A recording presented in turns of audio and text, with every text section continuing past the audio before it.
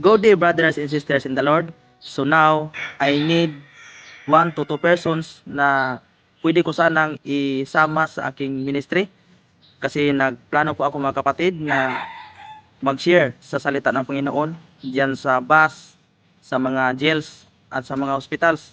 So, need ko ng 2 tao na yung isa magbabasa sa Bible at yung isa yung maghawak sa aking kamera.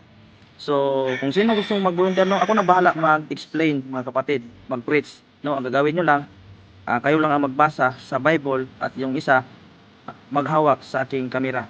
So, kung sino gusto mag-volunteer diyan mga kapatid, no, magpagamit sa gawain ng Panginoon. So, comment lang kayo dito sa comment section, no? Titingnan ko po mga kapatid. So, kailangan talaga mga kapatid, no, kaya napag-isipan ko na mag-ministry ako sa mga bus kasi alam ko po mga kapatid na marami pang mga tao na kailangan talaga makarinig sa salita ng Panginoon diyan sa mga bus kasi hindi natin alam ang mga tao diyan mga kapatid na mayroong mga tao na hindi na nagsasamba sa Panginoon, no.